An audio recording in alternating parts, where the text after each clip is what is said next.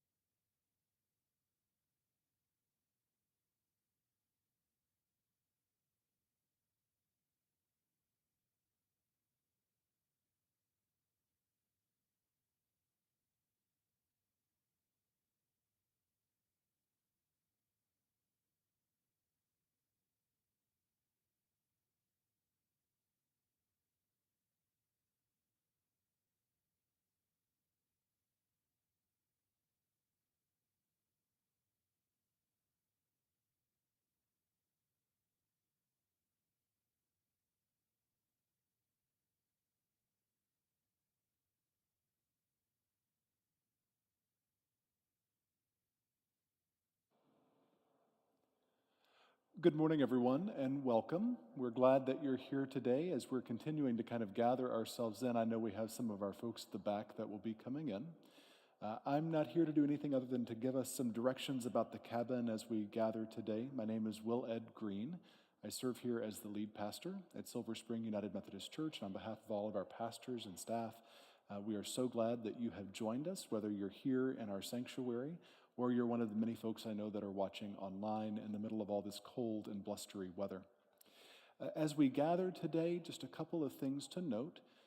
First, we want to say a special word of thanks to our partners today, Free State Justice, who will be giving our presentation, and then Montgomery County Pride, Faith UMC in Rockville, Grace Episcopal Church, and the Baltimore-Washington area Reconciling Methodists, all of whom have helped support both today's event and the upcoming event next weekend, where people participating in today's conversation will have an opportunity to sit down one-on-one with legal assistance to do some of the work that we're going to be learning about today. If you would like more information about that event, we'll drop that into the chat a little bit later in our time together today.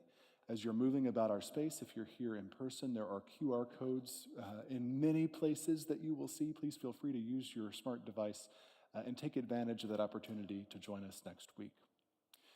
When we gather for mission and ministry here at Silver Spring United Methodist Church, we often say that our work is building beloved community for our whole community here on our corner in Silver Spring.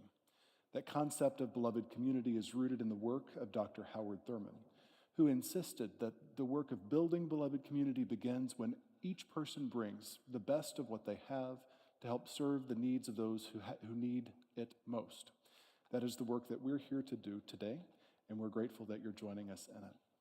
With that, I'll turn it over to our presenter, Lauren Pruitt, who will take us through our training this morning. Thank you so much. I love that I attend an Episcopal church in Odenton, Our priest for a long time was one of the first female priests in the Diocese of Maryland, Phoebe McPherson, and Howard Thurman was one of her heroes. He guided Martin Luther King. So many of the ways in which we want to live today come from his teachings. So I really appreciate that introduction. And thank you so much for having Free State here and allowing us to partner with you during these times. It's so important. And so we hope that this will be a continuous partnership. So I really, really appreciate that. So thank you.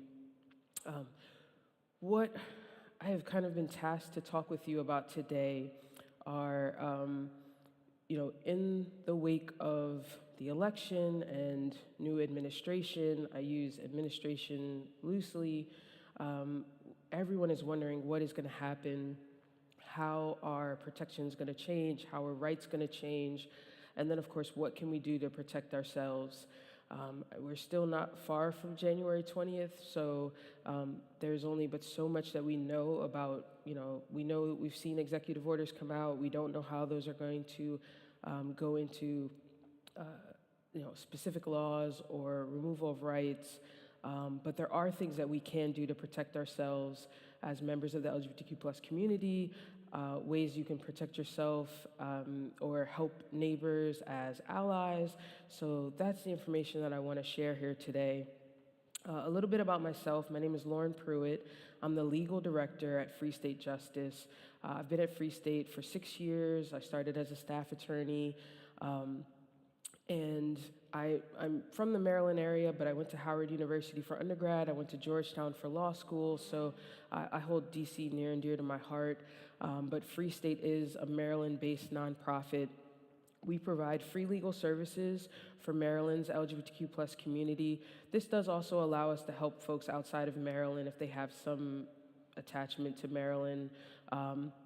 We provide free legal services relating to civil matters, so that includes expungements, discrimination matters, name changes, family law, peace and protection orders, and we like to be kind of at least a first stop if you have questions about legal issues.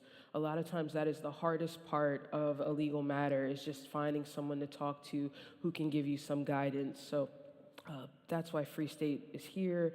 And another part of Free State, and some of you all may have met one of our staff in the lobby, Trey. Trey is our resource coordinator, so we also help people navigate resources, and that could be government benefits, that could be relating to job searches, getting documents in order to apply for, whether it's job searches or, Social Security, Medicare, Medicaid benefits, access to gender-affirming care. So we try to provide holistic services at Free State. And so that's just a little bit about us, but if anyone has any questions, please see Trey in the back, please see me after, or obviously you can ask questions during the presentation as well. But I just want to make sure if people aren't familiar with Free State, you have a better understanding of what we are and what we do. Some of you may have seen us out at Montgomery County Pride. We're at 30 prides across the state throughout Pride season. And then, of course, try to do different education and trainings like this one today. And then we also do a lot of policy work, as it is the legislative session in Maryland. So we're a great resource if you want to track pro-LGBTQ plus legislation, anti-LGBTQ plus legislation that's going on in Maryland. We're a great resource for that as well. So today I'm going to kind of talk about two general topics: the changing legal landscape and then legal protections and strategies. And again, with legal recommendations or legal assistance, it is very specific to the individual. It's hard to give general advice. And so a lot of what I say today, you may have follow-up questions. If it's something you'd rather talk about in private, you'll have QR codes to reach out to us, whether it's for legal services or resource assistance, and you can feel comfortable talking, and we can set up a time to talk later so that there's some confidentiality. But any general questions, please feel free to raise a hand if you're here, or there may be ways to ask if you are watching virtually. And I appreciate that. I appreciate all the folks behind the scenes. So just want everyone to know, I know there's a lot of anxiety, a lot of worry. Folks are scared for your children, scared for your neighbors. And I just want folks to know that they are not alone.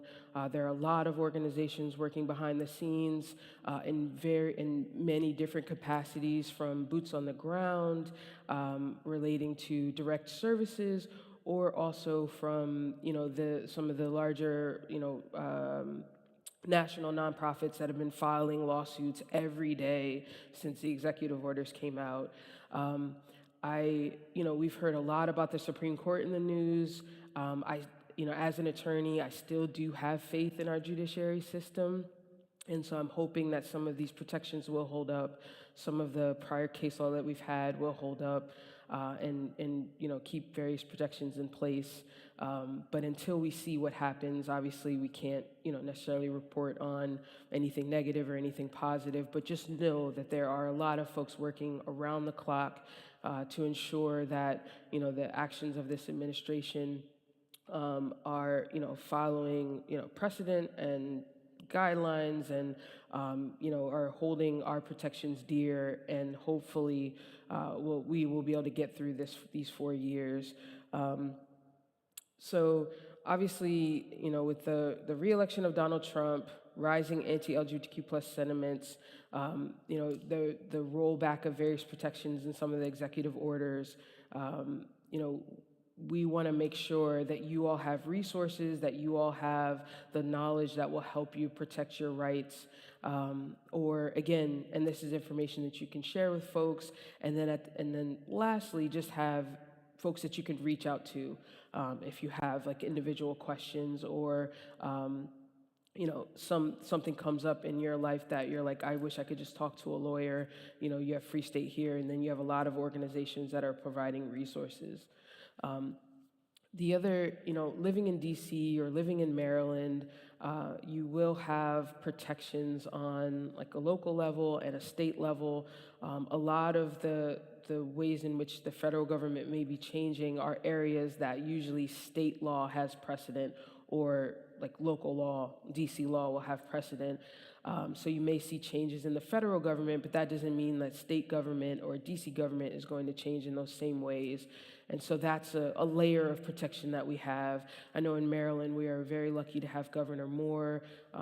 He has kept his promises of keeping Maryland a sanctuary state, and had signed a number of executive orders over the last 2 to 3 years that have, focused on the protections of folks in the LGBTQ plus community, whether relating to gender affirming care or relating to, gender identity in our discrimination policies and laws.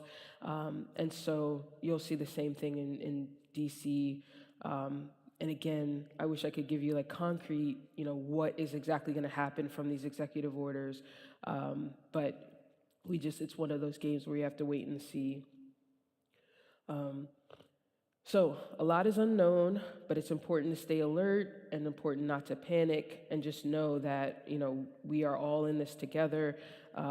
There are a lot of organizations that are putting out information sheets every time an executive order comes out, from the nonprofits to even some of the news outlets.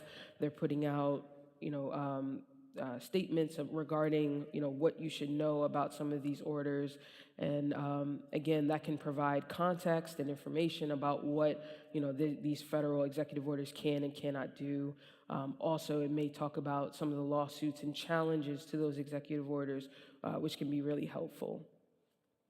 One of the things, and I obviously, want to talk about the government, but not in like a political way. One of the things that we've seen from this current administration is the efforts to roll back transgender rights, the efforts to, for example, define gender or sex as a binary. One of the first executive orders that came out said that sex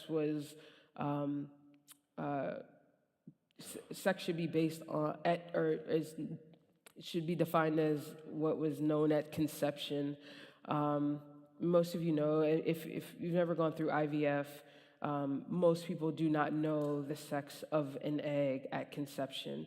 And so that's kind of what we're dealing with, people that are, it's not based in science, it's not based in fact, it's not based in reality, not to mention the difficulty it would take to, try to figure out someone's sex at conception, especially after folks have already been allowed to change their birth certificates. So, what that would take, the amount of cost, and some sort of other registry that folks would have to have, because a lot of our IDs and things like that are at a state level, and your birth certificates are at a state level. In some cases, like in New York, you may have a New York City birth certificate or a New York State birth certificate, depending on where you were born. So I can't imagine the cost that would go into determining everyone's sex at conception, if that's even possible. And so this is why it's so hard to figure out what they are actually going to be able to do with some of these orders regarding the way that they are written, and the way that they are just, if it had a fiscal note to it, right, which is what legislation usually has, it tells you how expensive this is going to be. We're talking about something, to me, that would probably be astronomical, to figure out everyone's sex at conception. But here we are, and this is the what we're seeing from the executive branch of our federal government. There has been some promising remarks from our Attorney General, and some of the Attorney Generals around the states that, that basically this is unenforceable, or there's not going to be any enforcement behind it, or not going to be any, basically disregarding it until there's something that, is actually actionable, or requiring them to make changes within state law or local laws. Again, we have a Supreme Court that has many issues. Obviously, me as an attorney, one of the things that makes, I thought, the law great was that, you're arguing the law, right? It's supposed to keep politics out of it. It's about, whether it's, the letter of the law, or, again, you should be able to argue both sides, and, almost like the best arguer wins. But now we've seen a very political Supreme Court, which is very unfortunate, and obviously not a precedent that I would like to see for our Supreme Court.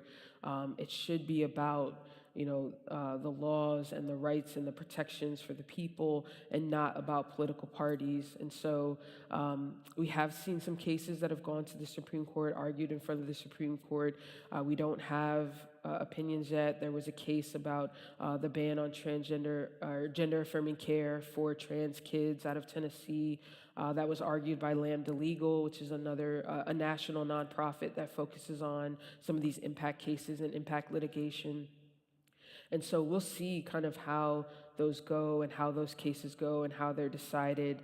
Again, it should be based on the law, and politics should be left out of it. But a lot of folks don't have hope for the makeup of this particular Supreme Court.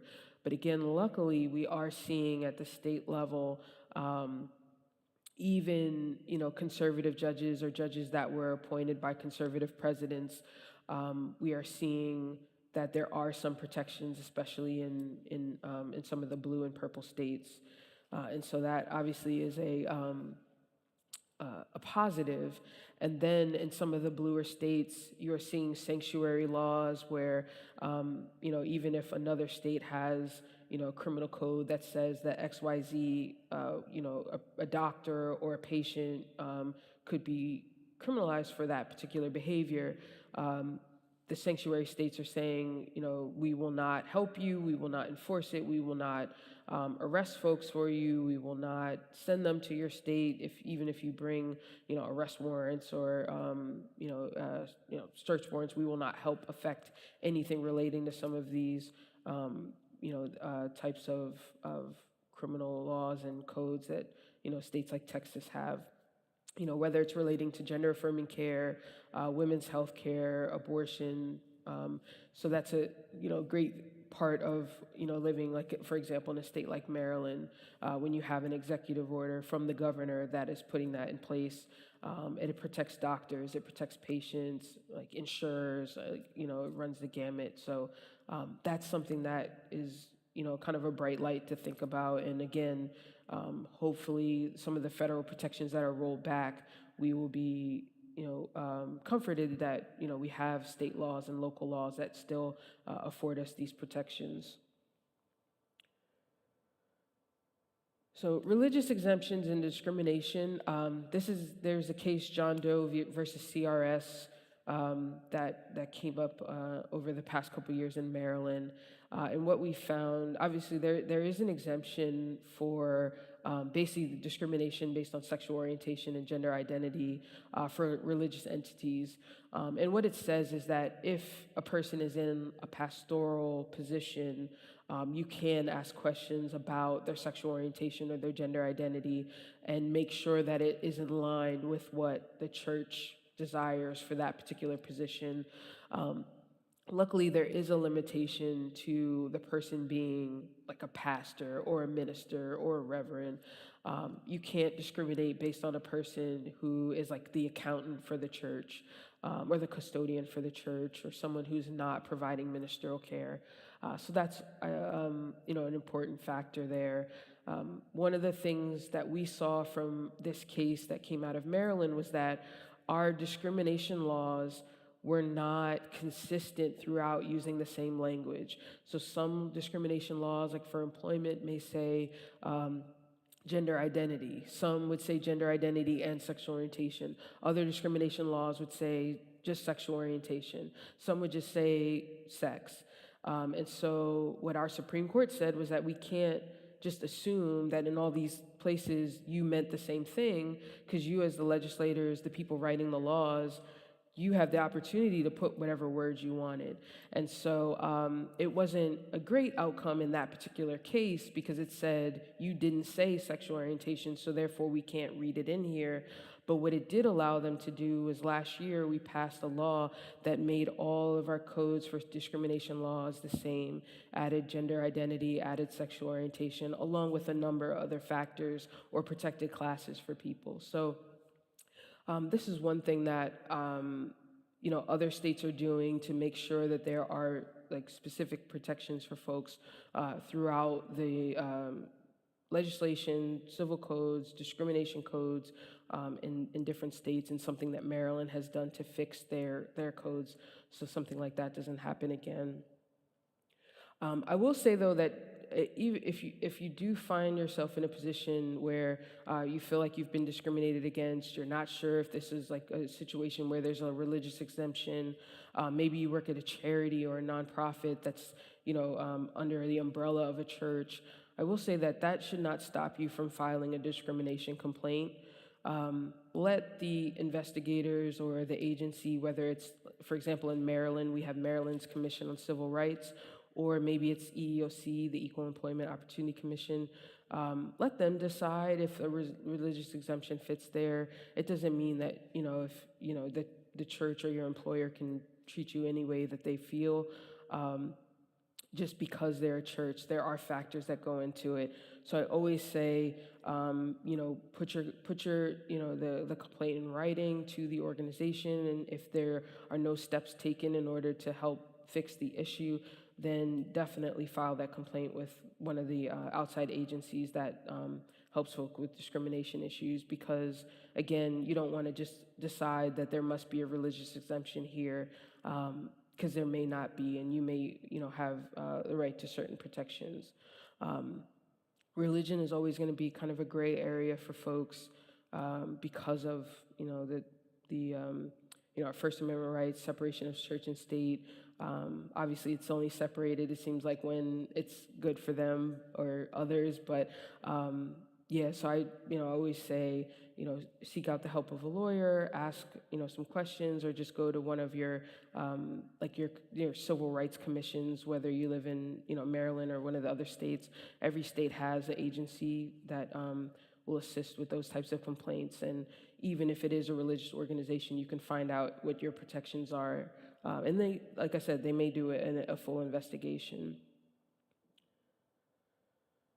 So one of the big questions we're getting are questions about marriage equality and the threats to marriage equality. Obviously, one of the Free States started behind pushing for marriage equality in Maryland. There was two organizations that ended up merging after marriage equality was passed. And so this is obviously very important to our community. I couldn't tell you the number of folks who have been married once after it became legalized, but obviously, if you did, that's important to you. You would like to keep it. You've started a family. You get tax benefits. Maybe you bought a house together. There's so many reasons that people, get married. Besides just like, I love this person. It is a social contract and allows you to have various benefits in your life that you wouldn't have without that contract. And so people are asking, like, what happens if they roll back, the ability to, if they take away same-sex or same-gender marriage, if the federal government passes something, does that affect state laws? What if I'm already married? Is that going to affect the prior marriage? What if I'm going to get married? Will I just not be able to get married? Should I hurry up and get married now? And again, it's one of those areas where there isn't any guidance on this, and I can't necessarily tell you, like, that, oh, you're already married, marriage is fine, or, oh yes, hurry up and get married. I would say that you should do what makes the most sense for you and your partner. If you're having concerns, for folks who are like planning a wedding, it is not a bad idea to go to the Justice of the Peace, get married, still plan your wedding, and then have the big to do, and whenever you're planning that out, as just a protection. It's not that expensive to. You still have to get the same marriage certificate anyway, and I think I've done 2 weddings now. It is my favorite thing that I've ever done in my life. I did a surprise wedding for my best friend on Halloween because she loves Halloween. So if you've ever wanted to marry 2 people who were dressed as, what was it? What's the movie where there's like 24 hours where you can do whatever you want? The Purge. Yes, so I married 2 people from The Purge. I do not do scary movies, so I like forgot it as soon as it happened. But yes, The Purge. So it was excellent. Anyone can sign up to be a minister. If in Maryland, you just have to like sign a paper. I mean, obviously that says that you did the ceremony, and so yeah, like that might be a fun thing to do just while waiting for your actual wedding that's coming up, and also to just like solidify that you did have these intentions, and then if something were to change that changed marriages going forward, that wouldn't relate to you. So that's not a terrible idea. I would say to folks not to just get married because you may not be able to later if you're not already planning on it, you hadn't already talked about it. You met them yesterday. I would give it a little bit of time, but yeah, that is definitely a concern, and I would just look into what it takes to get married. In Maryland, you do have to get a marriage certificate in the county that you live in. If you want to do Justice of the Peace, there are different ways. Some counties you can just like walk in. Some counties you have to get like an actual like time and like a reservation for your ceremony, which is nice. So, but it is cold in some counties. You have to like wait outside until they call you. So just a heads up. But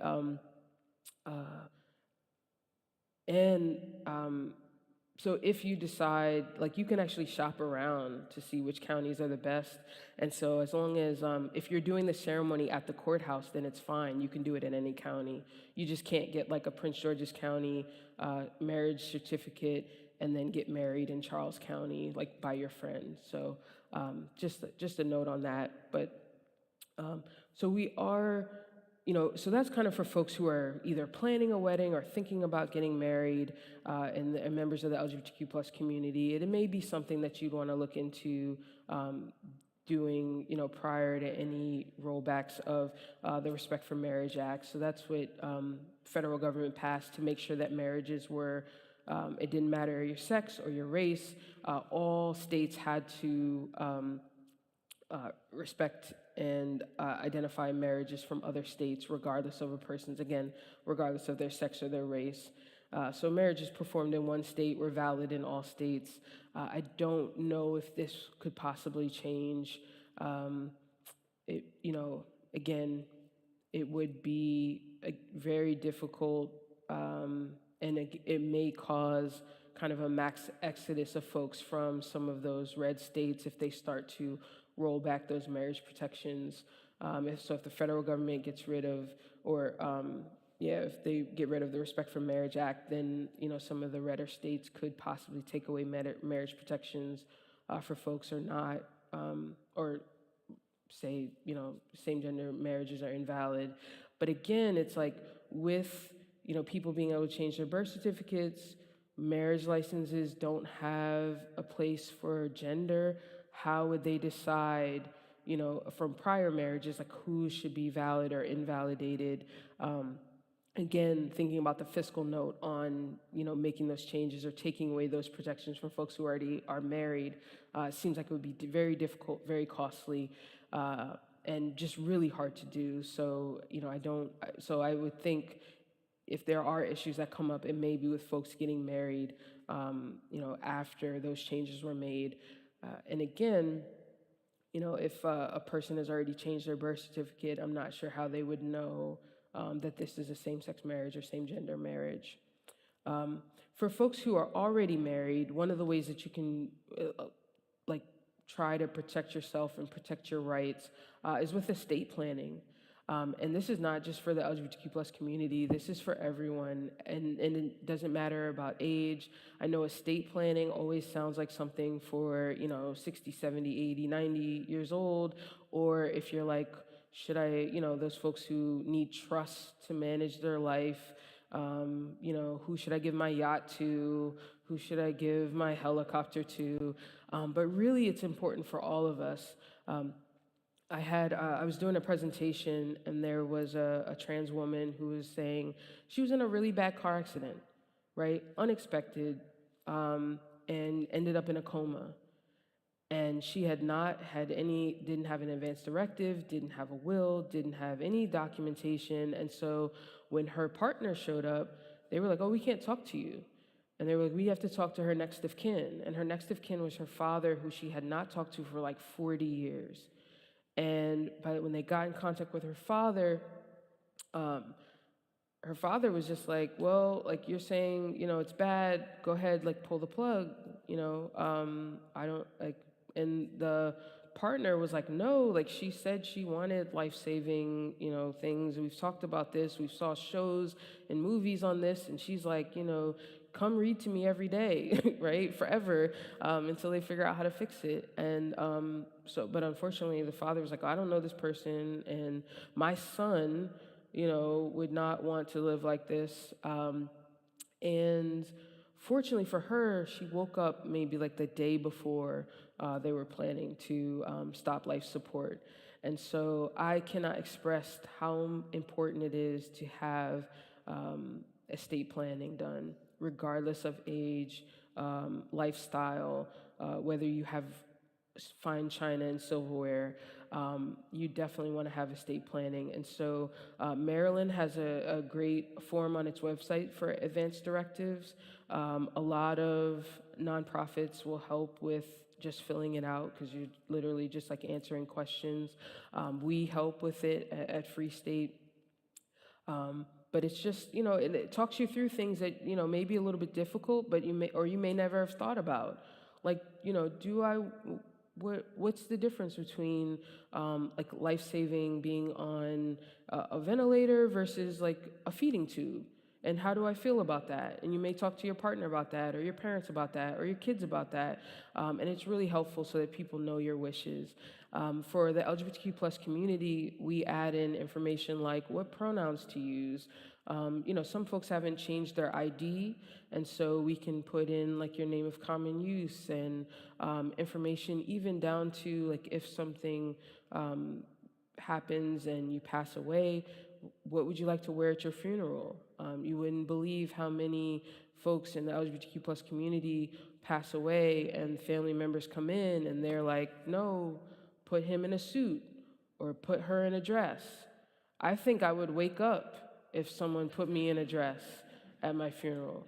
So it would just shock me. I mean, it would probably be better than the paddles. So these things are things we don't think about, but very important.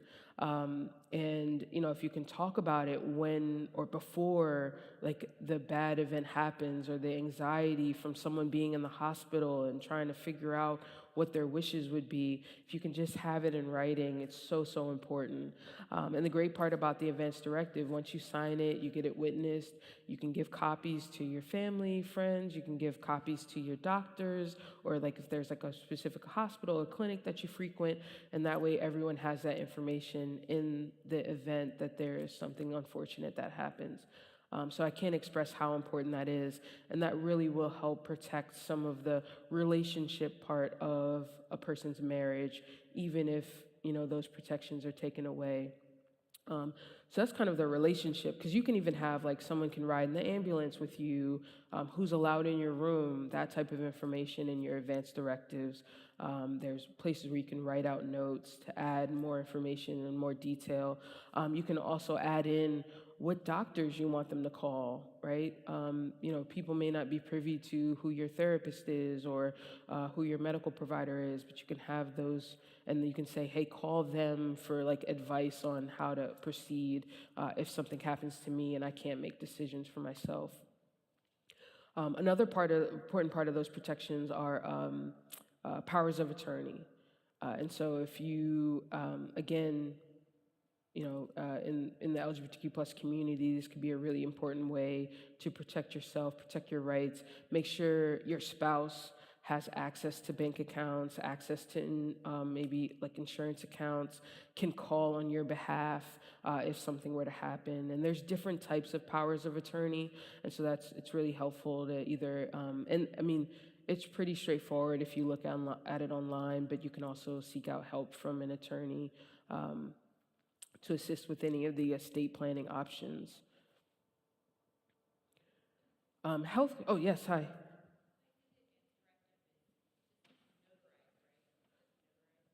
Just say, yes, just notarized. The advance directive? Yeah. Yeah, you have two witnesses and then a notary. Yeah.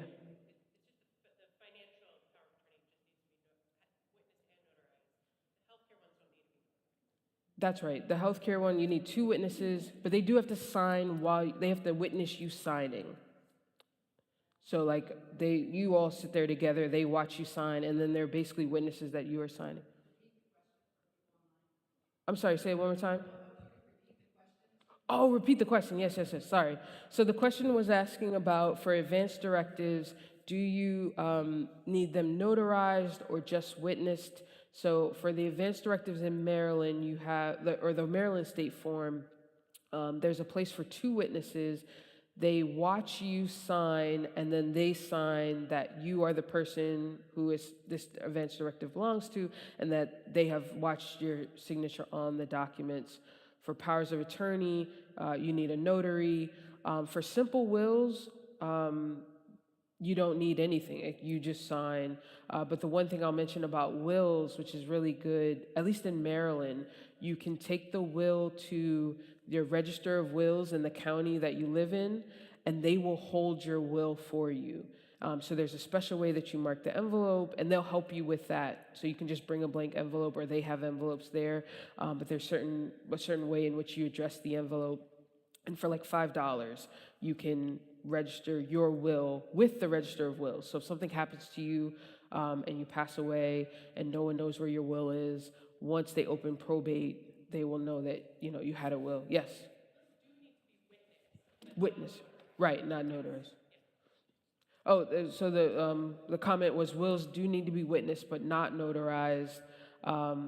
If it's handwritten, you can just handwrite your will.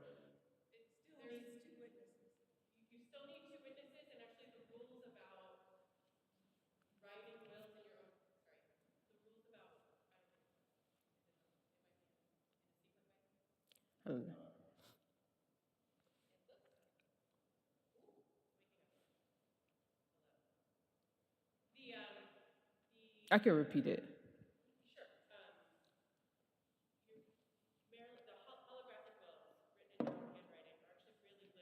Yes, yes. I don't advise it. Right, right. But there are some them folks that that's the kind of old school. Right. Definitely not an advisory. I would definitely say go to a estate planning attorney or follow some of the great templates that are online that may be helpful and will step you through what to do to make sure your documents are valid. Um, our templates that we use have like the space for the witness for those documents and then a space for a notary. There are specific ways also if you want to revoke any of those.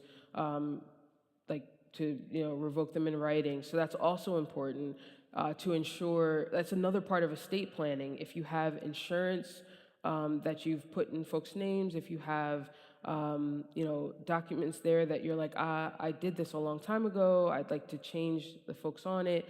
That's a really important part of estate planning as well, to make sure that those documents are up to date. You have the folks' address, or correct addresses, correct phone numbers, and each document has its own way of like being updated, whether it's in writing or whether you need to revoke the prior document and then write a new one. And again, there are folks and professionals that will definitely help you with that.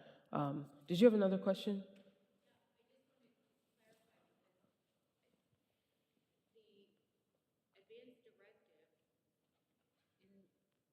The advance directive, the question I have is, in a scenario where one might be in one state, they actually died in another, but the person that is listed on the advance direct is in a third state, is it going to apply across all of those states, recognize the same? Their advance directive is in one state, they died in another state. It They're in shouldn't, the hospital in a where you were hospital in passing, another yeah. state. Yeah,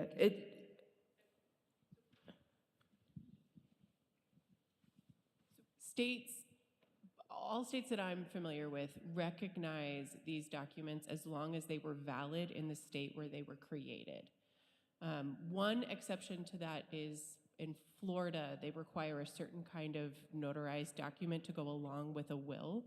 But for powers of attorney and advance directives, they are, in every instance I've heard of, I'm an estate planner, so I live in this world a little bit.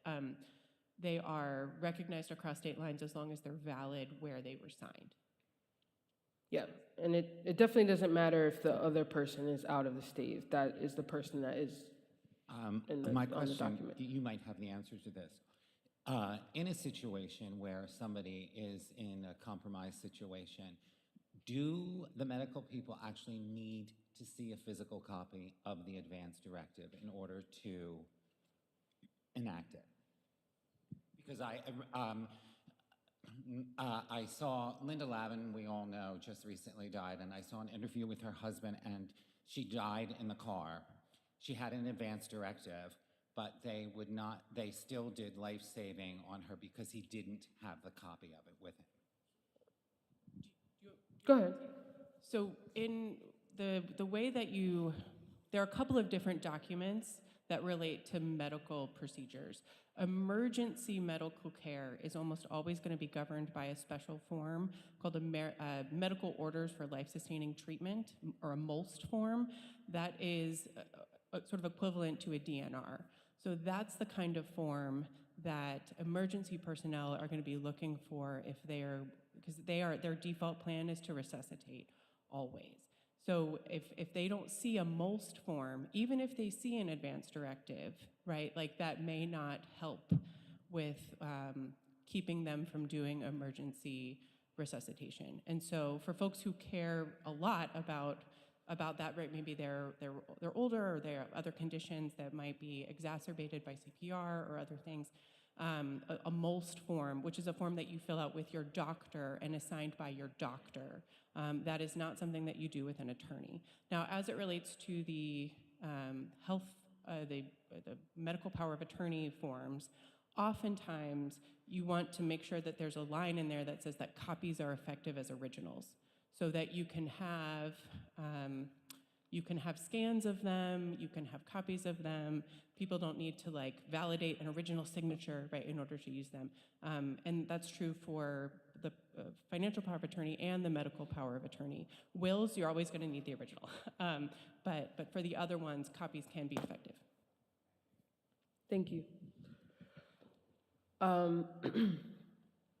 And that's why it really is important for these documents to make sure that the folks that are listed in them, you've discussed the information in them, they understand, your thinking, they understand your decision making, and that will help them be more on board with producing them at the moments that are needed, ensuring that your wishes are followed.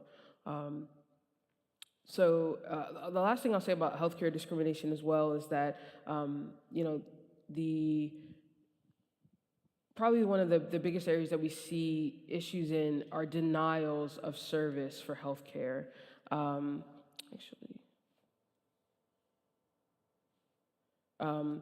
so I just want to make sure that people are aware, a lot of doctors, because of prior laws and rules and coverage with insurance, they're just telling people like, oh, like this procedure that you want, this is the out-of-pocket cost for it.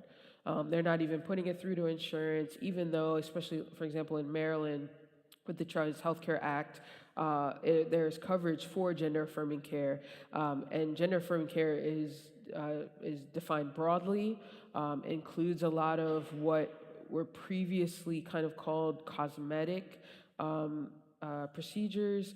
Again, these are things that, based on a doctor's recommendation as necessary services, should be covered under the Trans Healthcare Act for gender-affirming care. But again, doctors aren't used to it, so they're just like, oh, like you want facial feminization surgery, here's the cost for it.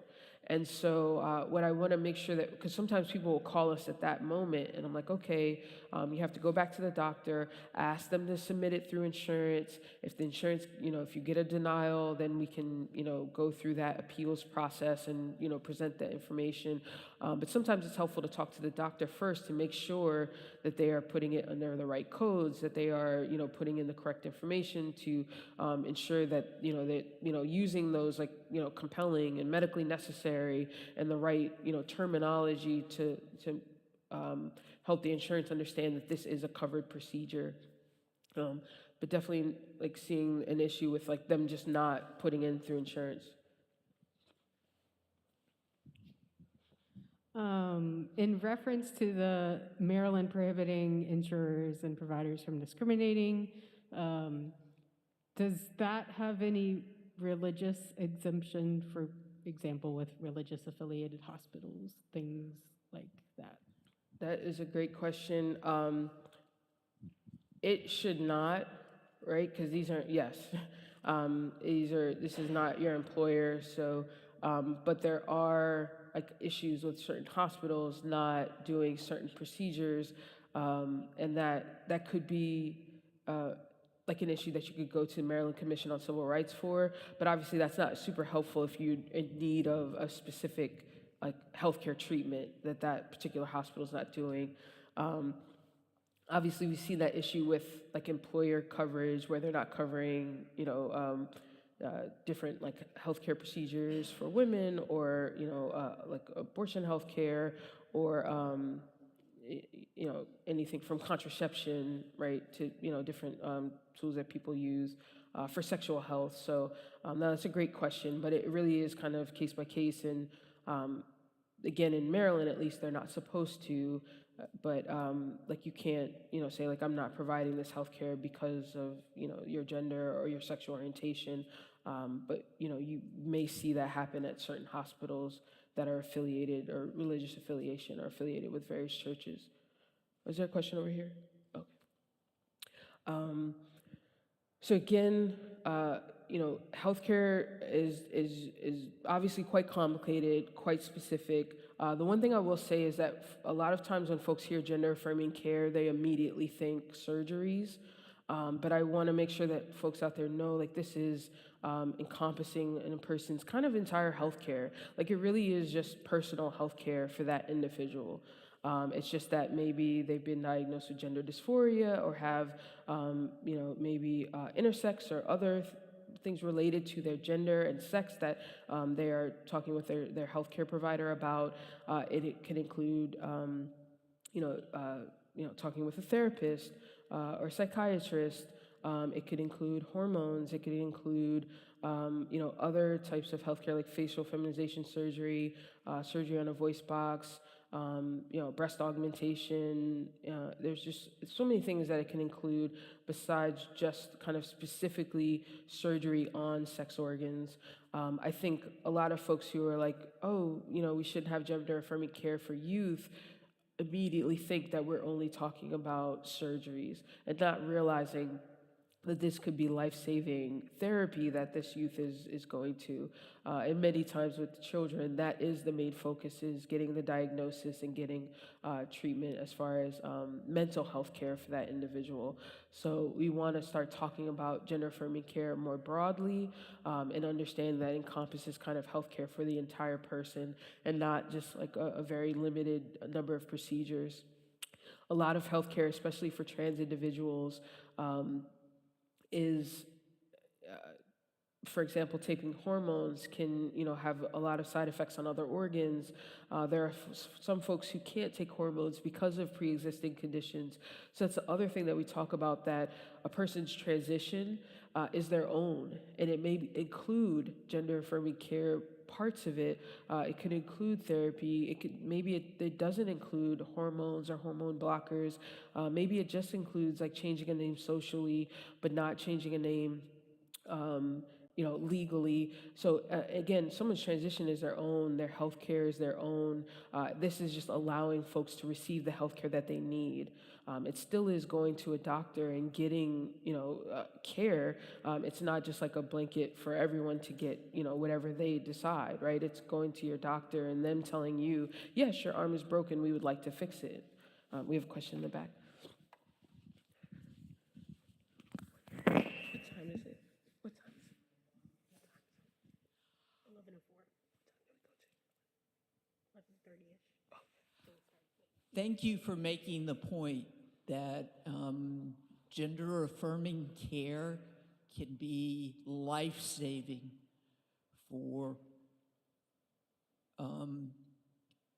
people of all ages. I just wanted to let you all know that the Maryland Behavioral Health Administration is offering for free trainings offered by the Trevor Project. The Trevor Project is the organization that responds to crisis calls for LGBT youth, and they are offering free trainings. Anybody who's interested in those trainings, talk to me afterwards, and I'd be happy to email those to you. My name is Shannon. I work in suicide prevention and advocate for mental health care for all. So thank you. Thank you so much for sharing that. Yes, that Trevor Project is a great resource for folks. And again, it definitely is for all ages. Really, really important. One of the first steps when seeking gender affirming care is kind of talking with a therapist or psychiatrist about the mental health side. And so there's definitely a stigma in this country on mental health care. It's probably one of the strangest things to me, because out of my whole body, I feel like my brain is very important. But why, if I break my thumb, I have 15 doctors that will help me. But if I feel like, there's something a little going on that's a little blurry in my brain, they're just like, not covered, can't help you, figure it out. So one of the things that we have to get past is like a stigma on mental health care, and that's for everyone. Yes. Thank you. I'm sorry, I forgot, I failed to mention, anybody who is concerned for somebody regarding suicide prevention, if you you can call 988 from anywhere in the United States. Call, text, or chat 988. And 988 has an option where I think it's if you press number 3, you will be talking with somebody who is specifically trained to provide that support for LGBT. Now, if it's somebody who is an LGBT youth, then they'll be directed to the Trevor Project. But 988 is available for anybody. Thank you. Thank you. And I love your shirt. Yes. Another area of discrimination that I just wanted to highlight is education. And this is especially important in Maryland. We are seeing certain groups like Moms for Liberty and just other little chapters of groups that are bringing legislation or infiltrating school boards to bring, to attempt to remove like any discussion of sexual orientation or gender identity from school curriculums. I grew up in Maryland. I was in PG County since the 3rd grade. And I remember there was like an opt-out. We had like a sex education class that maybe was like a week. Your child could opt out of it if you didn't, if you had other plans for them to understand like sexual health care. I don't have a problem with that. The problem becomes when you talk about opting out of gender identity and sexual orientation, because that just means that, so if my kids are talking about their 2 moms, like your kid has to get up and leave, like how, like that sounds so disruptive, because that could come up in any class. It's not even just limited to like sexual health care. So if we are doing, show and tell, and, my kid wants to talk about, our trip to Disney and show pictures with my partner and 2 kids or 3 kids, we, like your kid has to leave first? Like how does that even work? And again, that's why a lot of these things, a lot of the legislation, it's just like they can't even figure out how to put this in place because it just doesn't make sense. That child is here, like, so what happens if I go to pick up my kids and, with my partner? Does the kids whose parents opted out, do they have to like shuffle them away so they don't see us? It's just a lot of it doesn't really make sense to consider that people are people and you can't opt out of people. And so that's one of the things that we're seeing, even in Montgomery County. I believe it's going to go to the Supreme Court. I think Lambda Legal is also championing that hearing or arguments for the Supreme Court relating to the opt-out in Montgomery County. And so we've also seen, book bans in Maryland. We've seen, they call it, I always can't remember the title, but like Respect in Women's Sports Act, something like that, to ensure that trans youth cannot play in sports based on their gender identity, usually from middle school, high school. And as a cisgender woman who played sports growing up, I will say that this not only will affect trans youth playing sports, but also cisgender youth playing sports. And it's not just conjecture. I played soccer in a tournament in Spain, and there were 2 of us that they wanted to take into like a tent area to ensure that we were girls. Luckily, there wasn't we had, parents there that were like, they are girls, like here's, their birth certificates. So it didn't go as far as like, some sort of strange medical examination by referees and coaches, right? It sounds horrible, but, that's where we're going. Menstruation cycles on file in high schools. And obviously this doesn't, again, it goes against the face of science because we know that girls menstruate in different ways at different times. Some start later. And so it really has nothing to do with necessarily your biological sex, but yet, in the high security of like the secretary's office, you have like my medical records and, I guess I come report, my menstruation cycle every month. But these are the things that people are presenting. And again, in a blue state like Maryland, it's scary, some of the types of legislation that they are presenting. And this is, again, something that would affect all youth playing sports. And without any evidence, without any, like, again, basis in science for, a particular individual to not be able to play team sports. It also doesn't even talk about what sports, right? Because, like table tennis, that, you should not be able to play with with your gender identity. So one of the things that we are doing, especially is for, I do presentations with Maryland Parks and Recreation. We're trying to get them to remove some of the, the gendered language for their team sports. One of the things it talks about is that when youth play together, regardless of gender identity, everyone gets better. There's no stigma that, like, boys are faster than girls and all those things that they just go away. Everyone is allowed to play. It helps for, again, I've beaten a lot of folks who identify as boys at a lot of different sports. And they may not have felt as bad about it if someone told them that girls can be better at boys at things. But the fact that they thought that they were supposed to be better than me, it made it worse. So I have, very strong feelings for those kids and want to make sure that everyone is able to just play, just be kids, and regardless of your, the level that you're playing at, there should be fairness and allow folks to feel comfort in that they can, play sports with the teams that align with their gender identity. So this is some of the rural counties. Obviously, we've seen things like this pop up in Montgomery County. We've seen a lot of copy and paste from other states that have done different bans, and they just, different organizations just bring it to other states to try out. Technically, Maryland is a southern state, so it's not surprising that we see some of this legislation pop up. I will say one thing about the legislative session. It is going on now. There are a lot of, problematic bills that are coming up, and I don't know if everyone knows that anyone can testify.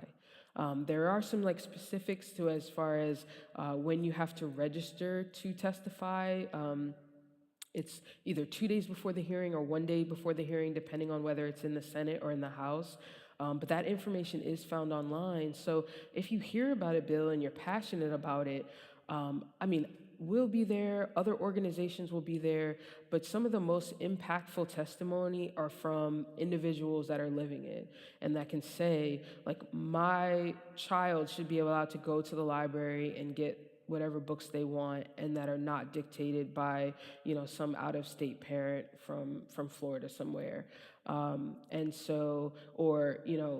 This is what happened when, my child, tried to use their pronouns in their class. This is what happened when, it was okay with their regular teacher and then there was a substitute one day. And this is what happened. Everyone gets the same 2 minutes, but I feel like those 2 minutes from the people that are experiencing the effects of these laws or will experience the effects of these laws, I feel like that's the most impactful for the legislators that are figuring out, what bills to pass. And that includes also just calling up their offices, talking to them directly, sending an email. But that, going to those hearings, even if you can't go in person, you can testify virtually. If you're not free that day, you can also just send in a written testimony that will go along with the record. And that's something that, that's tangible, right? That they can read, they can, maybe even contact you after to get more information about your situation. So I feel like that goes a long ways to changing hearts and minds in our legislators to help us get rid of some of these anti-LGBTQ plus bills. Yeah. Excuse me. I apologize. I had some car trouble and I came in late and I don't know where you're from. But my question is in terms of, if people want to know what some of these issues are coming up in the various counties and what legislation, I've used Free State Justice as a source. You are with Free State Justice. Well, then that answers my question. I love that. She is not a plant. I did not pay for that. They paid me to come late. Oh, okay. No, but I have found, and then there was an accident on the Beltway too. But I have subscribed to, I get Free State Justice mailing just to find out what's going on. And particular with the legislation, because I think more people would get involved with testifying if Free State Justice just is a wonderful resource. And I'll accept my check after you finish. Trey, can you please, thank you. All right. No, I appreciate that. And so that's one of the reasons that we do it. Like I said, during legislative session, again, I'm Lauren Pruitt. I'm the legal director at Free State Justice. So very nice to meet you again. Yes. Yes. And so the one thing I'll say about the way in which we try to present information, obviously we are an LGBTQ plus organization, but we try to dig a little deeper into the legislation. Because sometimes it's not going to say pro, LGBTQ or anti-LGBTQ. Some of them sound great. Like there was one a couple years ago. The legislation was, what was it? Parental Rights something Act. It sounded great, right? I'm a parent. I was like, oh, perfect. Like, let me sign up. I must be pro this. But then it's clearly, you can't really see it in the bill, but then you look at who's testifying, you read the folks that are pro that particular bill, and you know exactly what it's about. And so we try to do that analysis for folks. So you'll see bills that are related to criminal justice on our site, bills that are related to education. They may not seem like they focus on LGBTQ plus individuals, but there's something in there that is like, this would really help our families, or something in there that's like, wait, this we have to talk about this some more, because I don't think that sometimes the folks who are bringing the bills don't realize the impact on the LGBTQ plus community. There was one that was relating to like IVF, and the point of it was so that folks who were born from IVF would be able to find out that they were born from IVF. Basically, like your parents can't just kind of say like, oh, this is mom and dad, and just you kind of grow up thinking like these are your biological parents, and then usually it's something really bad happens. You get like a medical condition that you're like, yeah, this is genetic, so I couldn't have got it from you all, and then people tell you in your 30s, and now you're trying to find answers. And so that was the point of the bill. But I was like, listen, a lot of LGBTQ folks use IVF. We can't lie to our kids, right? We can't pretend mom and mom miracle.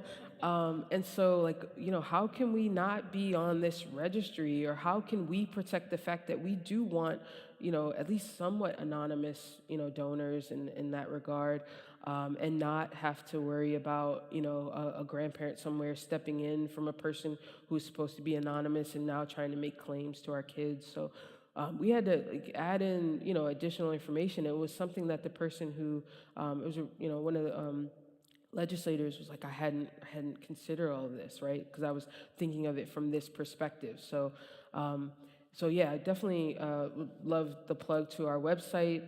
If you get on our newsletter, we have a lot of information that goes about different policies on our Instagram and I don't know social media, but all of our different accounts.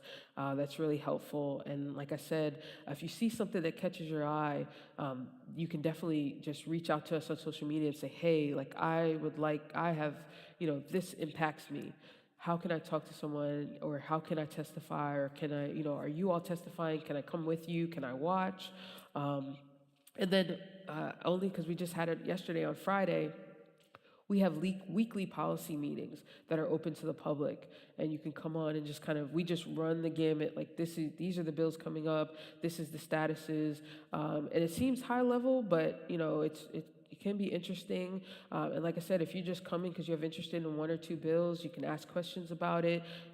We have like little committees, one that does research, one that kind of focuses on, folks who are testifying or just reaching out to legislators. So if you want to get involved in like a small way, it's a great way to get involved and get more information. And so, yeah, so it's a big part of just staying active, staying involved, and there's always something that like for everyone to do. So if you're just like I would, like even though it's only 2 minutes, I would just sweat my life away if I had to stand up in front of people and talk. You can write, your written testimony and just submit it. And then again after COVID, one of the nice things about the testimony process was that they kept the virtual portion.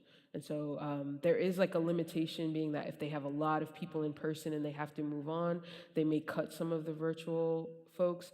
But I will say I've been using it since they've had it open and I haven't been cut. They haven't had the chance. And I've been on some really long like hearings. So I haven't seen it happen yet. They seem to just like want to go on forever into the night. So and also I think it would like really allow folks to see their legislators.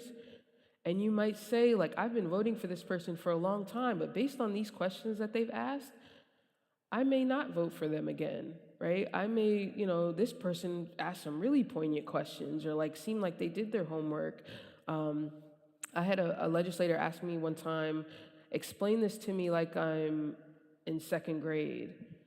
And what I wanted to say was like, no, like I'm talking about something very serious, solitary confinement of, inmates. I don't want to talk to a second grader about it.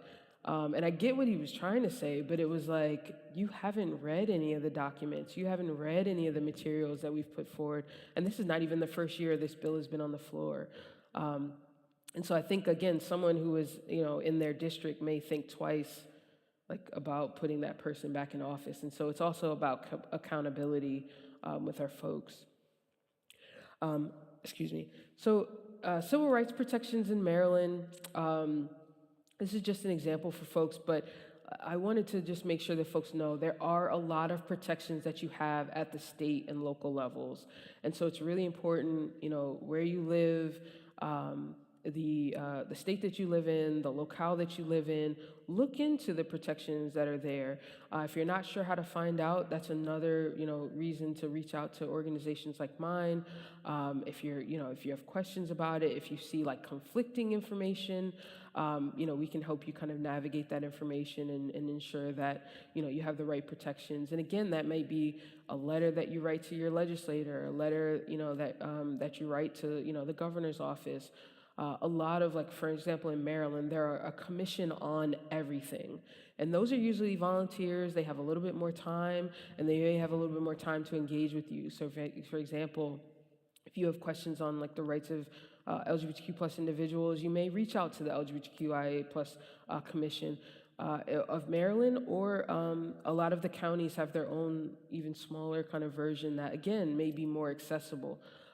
But I think it's really helpful to know that, there are laws, there are protections at the state level. So as, the federal government, does the things that they're doing, hopefully these governors in some of the blue and purple states are like doubling down on ensuring that people have equal rights, equal protection, fairness under the law, due process, all those things that, we are looking for as, as individuals. To ensure that we can just manage our day-to-day lives. In Maryland, we kind of talked about marriage earlier, but now just kind of focusing on just the parental relationships. One of the things that a lot of folks are doing to protect or solidify their familial relationships are second parent adoptions. So if you have a couple maybe that used IVF or some other type of assisted reproduction, you can have, you have either the birth parent and then their partner. The partner may be able to do a second parent adoption of the child so that both have equal rights to the child. They can get on the birth certificate for the child. A lot of the issues that we see with same-gender partners and parents is when one parent is not on the birth certificate, and then something happens to the parent that is on the birth certificate. And so hope to reduce that from happening and get people thinking about it, pulling out those birth certificates, make sure they're accurate. In Maryland, you can now change your name on your child's birth certificate, so that's really important to do. If you have changed your name and changed your documentation, update your child's birth certificate as well. You can also change your marriage licenses in Maryland. They used to tell LGBTQ couples, oh, just get a divorce, because I've changed my name and I was married under this name. They would tell me to get a divorce and then get remarried under my new name. Seems very efficient, right? And everyone loves to be like, this is my second spouse, but same person. No.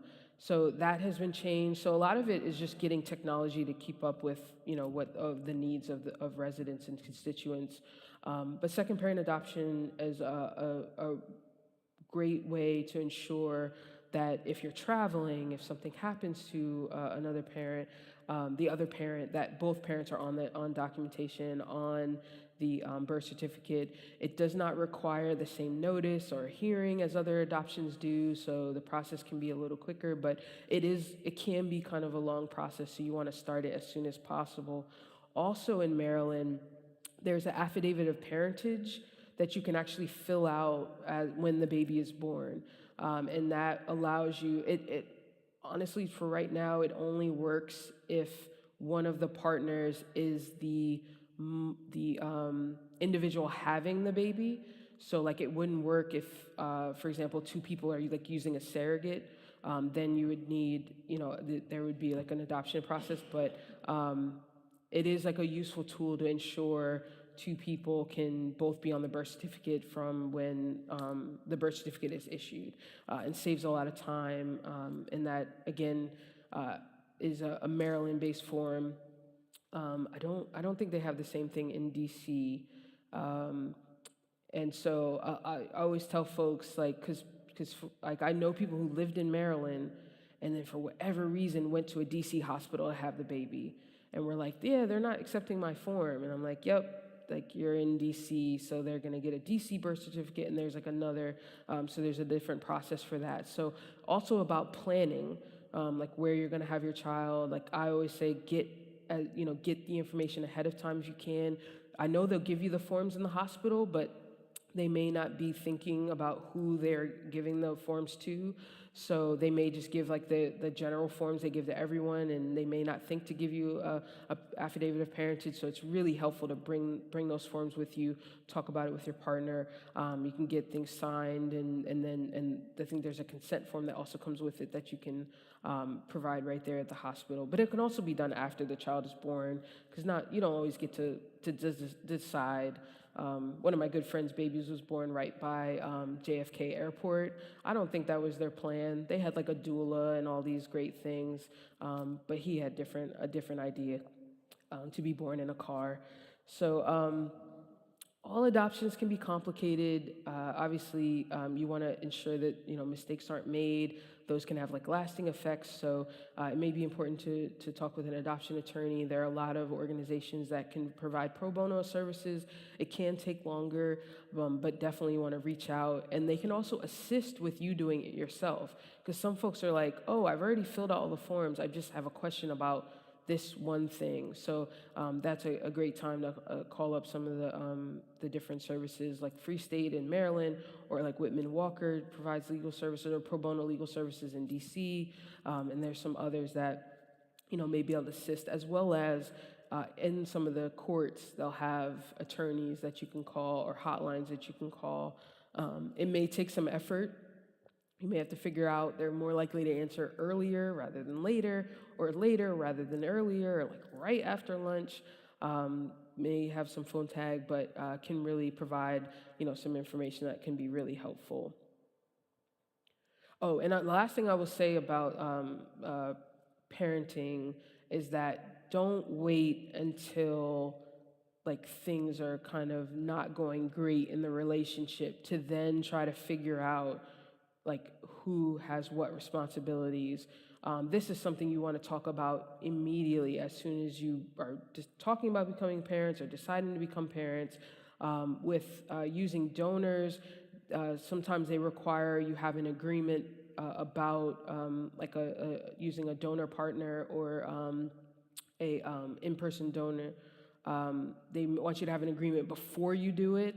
Most times people wait, oh, we got pregnant, now we want to talk about who's doing what, and like this person has no responsibilities, or things like that. So you want to talk about all those things beforehand, and obviously when everyone is friends, right? Not when, again, I mean, I know the divorce rate is very low.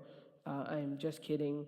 So we want to make sure that, we're not trying to figure out, getting someone on a birth certificate when we're going through a divorce, because that's generally when someone's like, yes, this person shouldn't be on the birth certificate. So they're not going to kind of go along with that. Yep.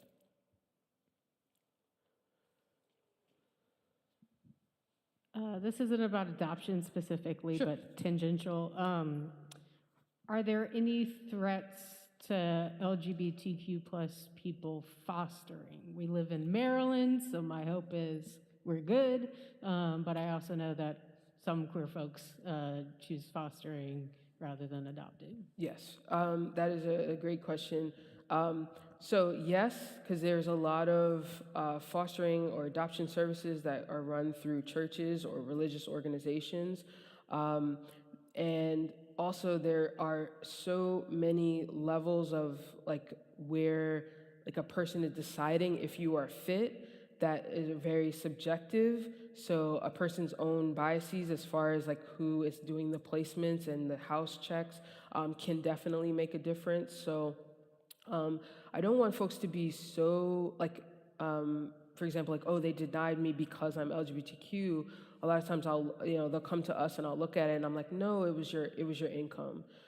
In order to foster, your income has to meet your current expenses, and I can see clearly right here that it doesn't, and so that's why they've denied you. But there are some folks who have everything. There's no issues. They've gone through the home checks, and they're just not getting the placements.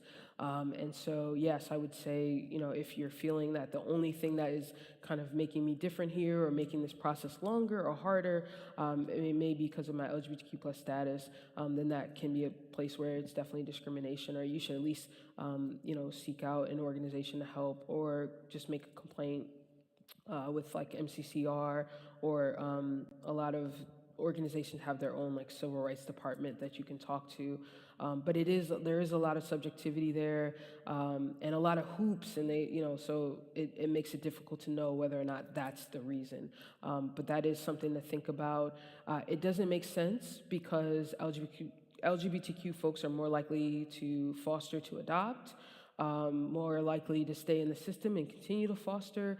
And obviously it's, folks who cannot have children biologically that is a way in which they can have children and raise children who obviously need the homes. So we are seeing an increase in, in LGBTQ folks and representation in the foster care system, but there are still biases, and it may be just an individual. So sometimes it's a matter of like, I need a new person within the system to deal with. And it's always like you can, like it could be like implicit bias. It could be remarks that they're saying. It could be them not wanting to use, pronouns, even though they're supposed to, or names of common use, things like that. Or just trying to like, well, when I find like an LGBTQ youth, then like I'll make sure I place them with you. And like obviously that is not how that system is set up. Like it could work, but that's not supposed to be like how we're, matching families. So no, that's a great question, and definitely a concern, and definitely something folks should be, concerned about. It's one of those things where you have to make sure all your T's are crossed, all your I's are dotted. And if you're still getting pushed back, then you're like, I may need to talk with someone else. So I appreciate that question. Another area of concern for folks are name changes. It is not required, right? You can have a name of common use. A lot of people go by initials, go by middle names. And so it's not really any different for the LGBTQ plus community, except that they may not have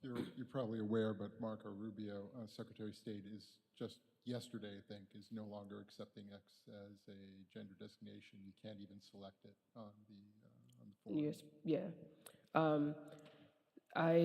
So there'll be challenges to that, and this may be something that it'll take 4 years. I don't know what they're gonna do about folks who have already selected an X.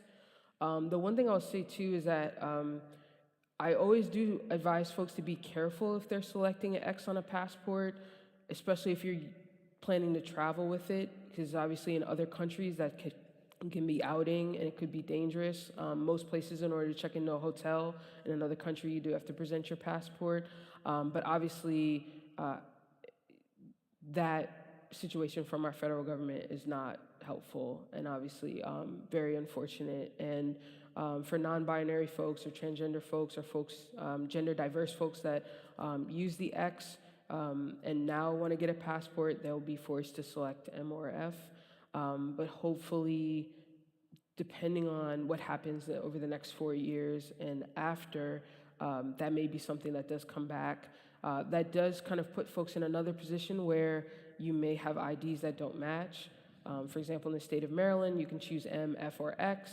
So depending on where your birth certificate is from, it may have one thing, your ID, your state ID may have another gender, and then your passport could even have another gender, which for the ease of efficiency, right? And what the government usually does use identification documents for, that seems like the antithesis of it, right? That seems like it flies in the face of the purpose of having all of those documents. So that'll be something that we'll monitor and see how, whether there are any injunctions or whether there's a way to stop them from being able to do that.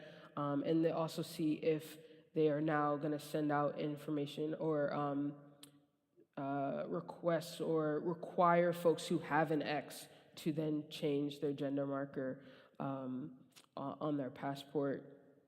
So, yeah, I mean, it's unfortunate, and again, if you're in a situation where you have a name of common use that's different from your legal name, this may be a situation where you want to, begin the process of changing your name so that you can at least have your name correct, even if, gender's not accurate on some of your federal documents. Social Security, even though it's not on your Social Security card, they do keep gender in their system. And so that was another place where you could choose M, F, or X that obviously could also change.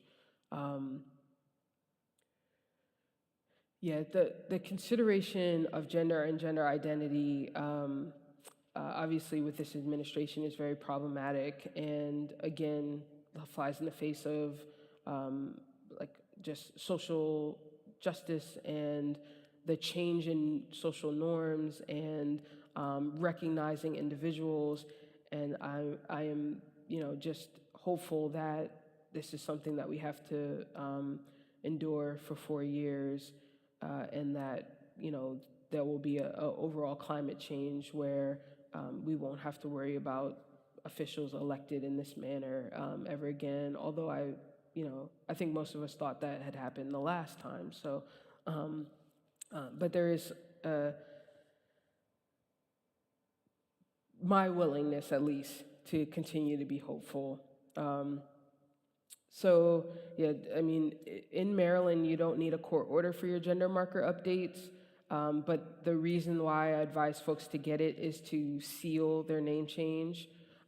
If you live in a place or in a where it's difficult to seal your name change, you may not want to add your gender marker because it's going to be public record. You may want to just leave it as a name change. It is unfortunate, though, because for some, the name change can be outing.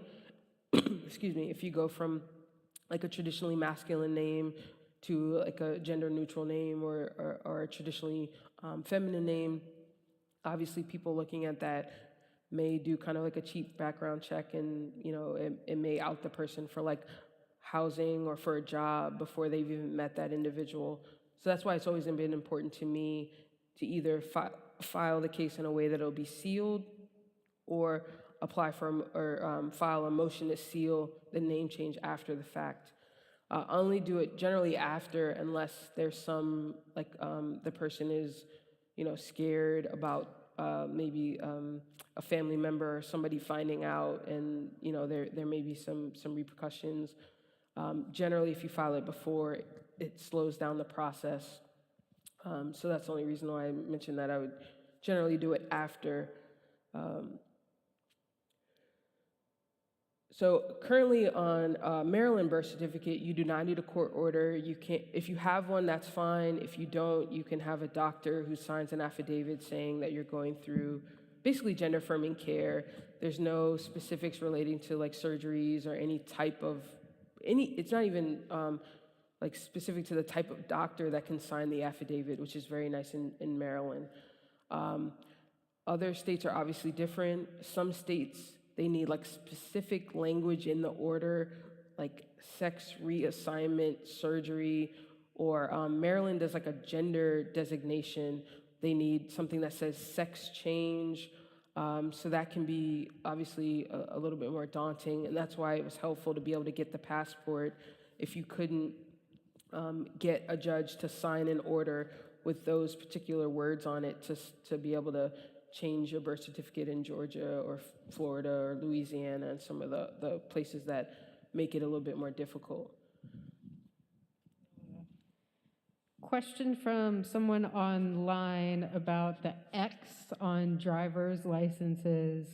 Any thoughts about whether that's dangerous, and maybe that's a contextual Yeah, thing? no, it's a great question. Typically, I thought about it in terms of traveling out of the country, but it obviously can be outing if you are traveling to different parts of the United States. For a while, Florida had like a travel advisory for LGBTQ folks, and again, you have to present your driver's license at certain places if you're going to a government building, if you're checking into a hotel. So if you're in like a particularly and it could be like you're going home, right? If you're in a very red state or a very rural portion, that may, cause issues for you. Obviously, I don't want anyone to feel unsafe. And so that may be a thought that folks have when deciding. They may, use they, them pronouns and, identify as non-binary, but when it comes to their ID, use M or F just to not have to out themselves to people who are unfriendly or who can cause issues. I'm going to check in, and all of a sudden you're like, oh, I'm so sorry, all of our rooms are filled. And it's like, once they saw your ID. So I have heard of that happens. It is a consideration that people have. Unfortunately, I wouldn't want anyone to have, that issue, but if there is a way that you can protect yourself and not out yourself, if I have to travel a lot for work. I have to go to Texas and, other southern states a lot. That may be a consideration you have. Other folks are just like, I'm not going to go places where I'm not wanted. So I'm going to have my X. It's available. I was there the first day it was available in Maryland. I got my picture in the paper. I'm, proud to be able to have this X. And so if there are places that I'm not wanted, then I'm not, I'm not going there. I'm not going to spend my money there. I'm not going to travel there. And so it's an unfortunate consideration that people have to make. But my partner is a dentist and travels to places to provide pediatric dentistry in places that don't have dental assistance normally. And I hadn't thought about it much, and I was going to go on a trip and help, excuse me, but it's in Morocco. And there's obviously, like, we could not be a couple there. I'm not even sure if I can present this way there. And so there's a lot of considerations to make and to think about when traveling. And I have an, I have an F on my passport. I'm cisgender female. Excuse me, I'm struggling with a cold. But, so that is a consideration that I'm thinking about in, deciding to go to certain countries where, it is illegal to be LGBTQ. And so, in that time, it doesn't even matter what's on my driver's license, right? I look a certain way. And no matter what, I don't know if two people could look at us together and be like, oh, yeah, just friends, even if we attempt to do that. And so it's like, do we take that risk? And so just something to think about for folks who are traveling, even if you are deciding, oh, thank you, even if you're deciding to take a trip or, go somewhere. Obviously, different resorts and things like that are, may be a little different, but if you're in the community, if you're in the city, they have their laws. And we've seen, with certain celebrities who have been arrested in other countries, they have all the celebrity in the world and are, kept, I don't know who they would trade for me. So I would even hate to think about that. I don't think there's a person out there like that I'm not a journalist or something like that, so it's not going to be like of high importance to like what happened to Lauren Pruitt. And so that's just something we think about, even just something as simple as like, going to Morocco and like, helping some kids with like fillings and cleanings and things like that. So it's definitely unfortunate, but it's really good to think about ahead of time. Also going to places and just dating. We've heard of folks who have gone even to like friendly places for LGBTQ, but you have to be very careful about like using some of the dating apps and dating sites because it may not be the people that you think you're talking to are not the people that show up. So again, very, very careful. Do your research. There's a lot of information out there about traveling safely for LGBTQ folks. And don't just think of it when you are traveling internationally, but obviously also within the United States as well. Okay, we have the...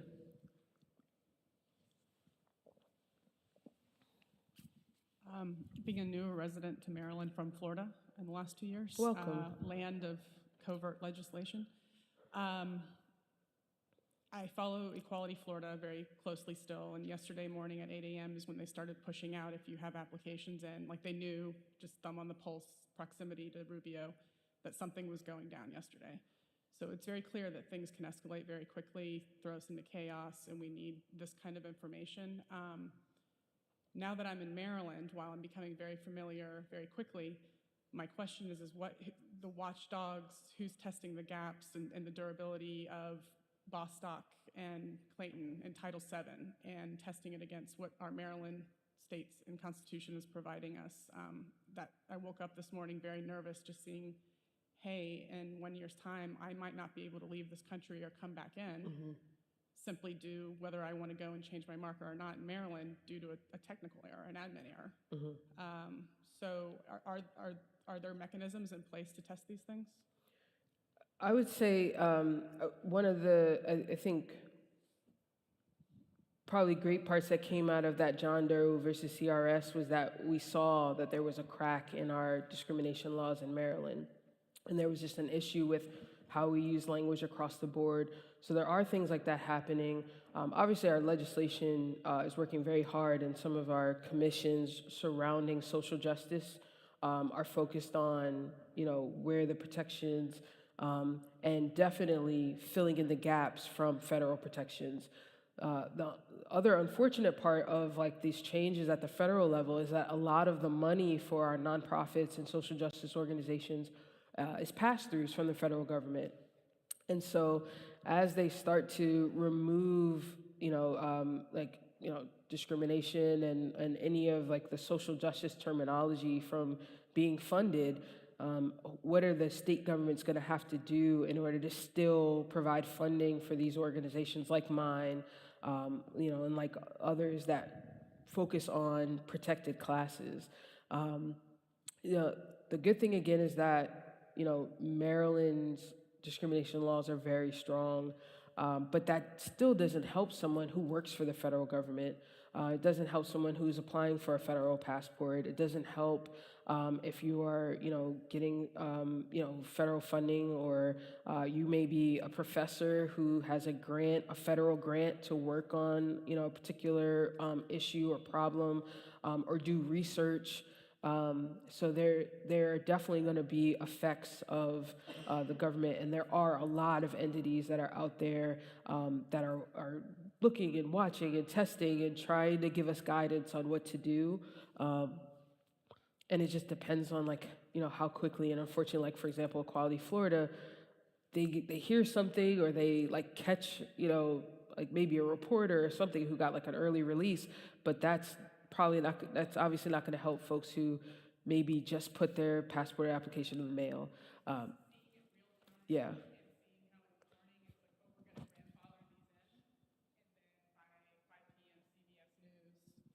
Sorry, by 8 a.m. it was saying if you have them, get them in today. If you need to renew, and then for that to just be completely nullified by the end of the day. It just, again, it escalated kind of what we always feel is the possibility. Yeah. And it also just makes you wonder in your new state, are they really paying attention to what's happening? Oh yeah, absolutely. No, and I appreciate that. And yeah, I think definitely different states are going to have their focus on different issues, especially if you're in a state with a high immigration population, or a state that has a larger LGBTQ population, or states that border other states that, for example, are getting rid of reducing women's access to healthcare, so they know they're going to probably have an influx of folks coming in to access various healthcare factors. So we kind of live in a society where we do have to, utilize information from other states, but definitely, in Maryland, there are a lot of a lot of national organizations being right outside of DC, where we're going to get, information and have folks who are, again, looking at these things and providing guidance. And I probably get, 20 emails a day that are fact sheet, press release. And that's even including some of the private law firms who are trying to assist and use their resources and legal sources to provide kind of guidance on some of the laws or some of the challenges to the Supreme Court. There's other nonprofits like Democracy Watch that are covering every case across the country. And so we probably have to spread out kind of where we get our information from. But luckily with the internet, with phones and being able to access multiple resources almost at once in real time, setting up our own feeds.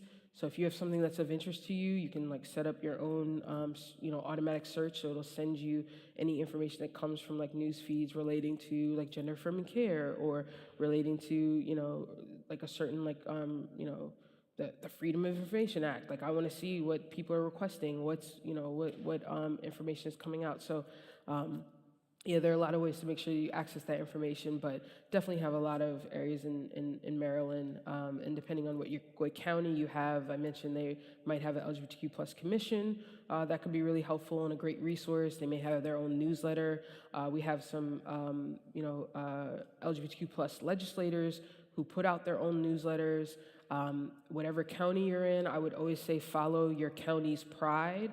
So if Montgomery County Pride, a lot of times when it's not Pride season, they're doing a lot of that legwork to provide information to their constituents, and also tell you about other things that are happening, outside of that June, July period where, they're super, super busy. And so that can be really helpful. They have great, social media. They repost things because they're able to track what's going on other folks' social media as well. So that can be really, really helpful. But thank you for that question. And again, welcome to Maryland. And feel free to reach out to Free State as well, or follow us, because we'll have a lot of good information for Maryland residents or people in this locale about issues that are coming up. I think talking about anti-discrimination and kind of advocacy, we've talked about a lot of different areas. I just want to say, the best advocate you have is yourself.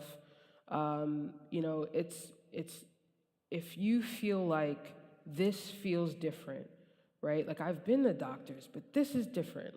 I'm telling you what's going on, and you're, asking me questions or not talking to me or just treating me in a way that I feel like this is problematic, you are the first stop for that information. And sometimes I talk to folks and it's like, yeah, 2 years ago when XYZ, or 3 years ago, or 5 years ago, I want you to call me that day, right? I want you to send out like an intake request. I want you to say, I'm not sure if this is going on, but I just wanted to talk with someone. And that's when I can give you the best information. That's when we can, maybe provide other resources that can be helpful, or just be like, yeah, this isn't discrimination. You have just a bad doctor. Like, let's find you some other, healthcare. We have some affirming services that we have vetted that we can provide for you. But that's the most important part, is to be your own advocate, take notes, write things down. Who did you talk to? What day was it? I've talked to folks that had, employment discrimination claims, and they can't tell me when they were hired. They can't remember the name of their supervisor. And I know it's like a flustering time for them, but that's why when things are good, right, make those notes of like some of those milestones. Or as soon as you get an inkling, like, wow, like usually I'm on the schedule on these days. All of a sudden I'm like, I have like the worst schedule and I've been here the longest. Like, make a note of that. If someone says something to you that seems a little off and you like mention it to your supervisor, send them an email, even if you talk to them in person, just to reiterate, just to have, like a written kind of history started of when, you first made, the initial complaint or an informal complaint. And then also, a lot of these organizations have processes for, people making complaints. Ask about them. What do you have a form? Do I submit it in writing? Who do I email it to? Who do I talk to? What's the process after that? Just so you can monitor whether or not they followed through with it. I get so many folks that will come to us after they've left the job or were fired from the job. And I'm like, oh, so when did you make the complaint to your employer? And they're like, oh, I never told them. I just had this issue with my boss and I never told anyone else. I didn't go to their boss. I didn't go to HR. And it's like, I just stopped going to work and then they fired me. And so now I'm like, well, you didn't go.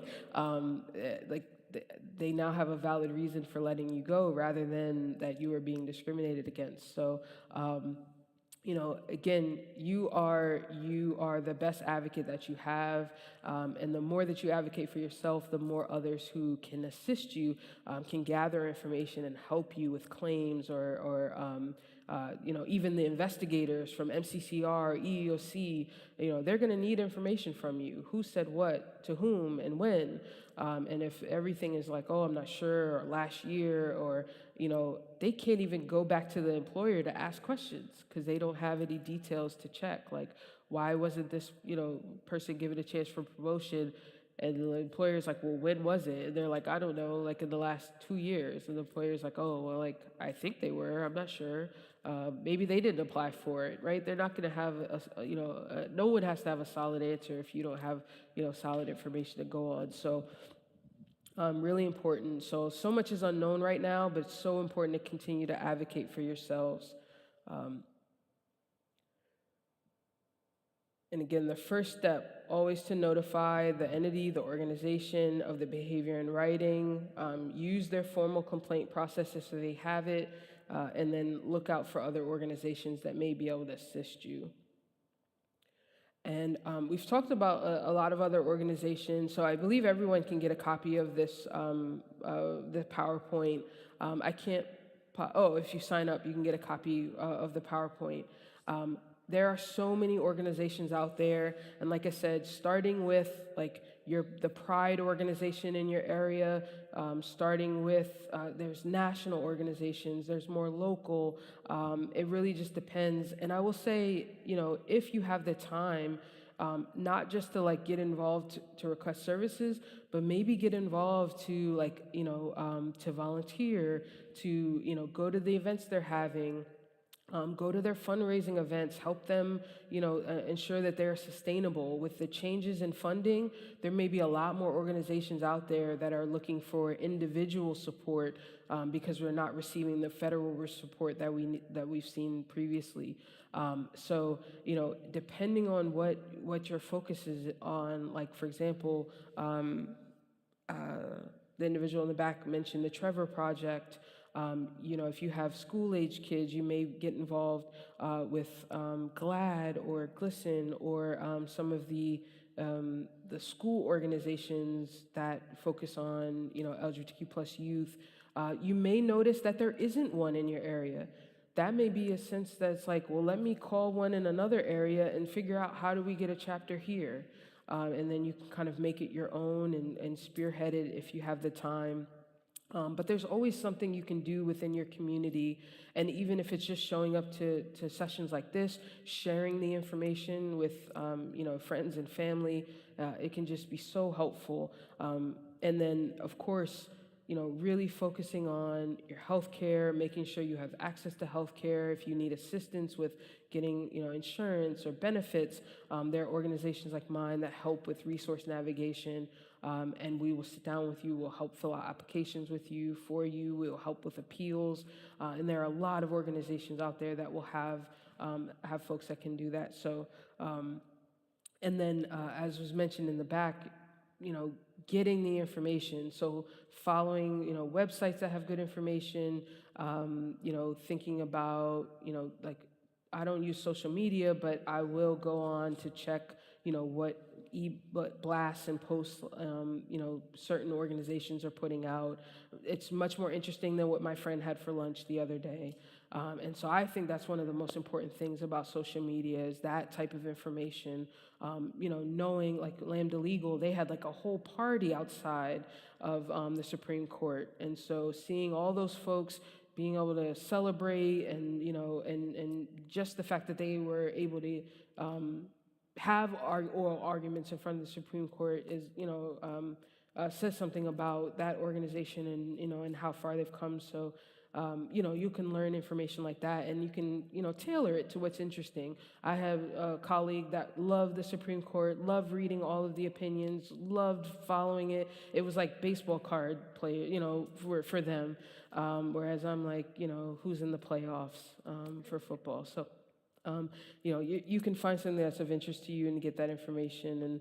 And again, really, really important to look up resources and keep track of, the things that are going on in your county or your city, your locale.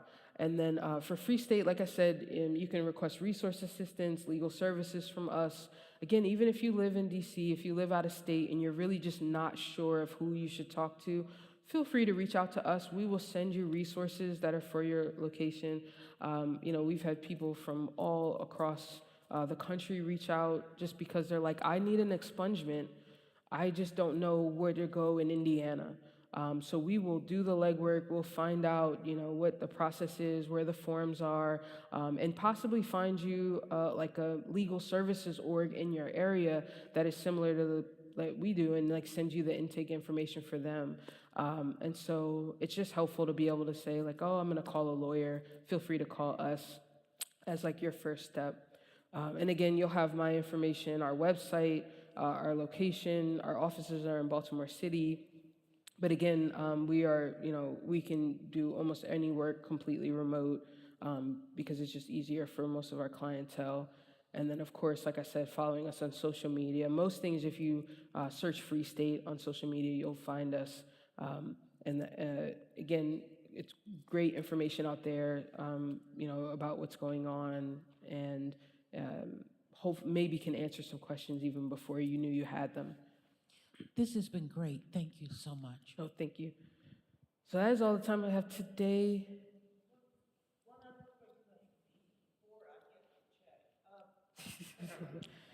Anyway, I just want to say that going on to the website, upcoming legislation, what's going on in the various counties. I have taken information right off your website. I've copied, and I have sent that information out to members of a faith-based group we have in the greater Baltimore area that is inclusive. So it's a wonderful resource. Thank you so much. Yeah, I appreciate that. But thank you all. I love being here. I really, really appreciate it. Thank you for taking out your time on a Saturday morning. And honestly, this is one of the things that I love. Obviously, I love being an attorney, but I love also being able to talk to folks and just share as much information as we can and get folks in the audience to share information, and it becomes a situation where, everyone will touch 2 to 3, 4 people and the information just spreads. So I really, really appreciate that. And thank you so much for having Free State here. Free State Justice for being with us today. Thank you. Thank you, Lauren, for all of your work. Friends, if you are joining us online and would like to receive a copy of today's slide deck, I'm going to invite you to find a pen now and take down this email address. You can email us and we'll make sure to send that out. That's lgbtqia@silverspringumcp.org. If you're here with us in the space and haven't already, there is a clipboard here at the front of the sanctuary where you can sign up with your email address to receive that slide deck as well. We hope that you will take the information that you've learned today, that you will share it, that you will go onto our social media pages and share it as well, as we seek to continue to empower all people to build beloved community wherever they are. Thank you so much for joining us today.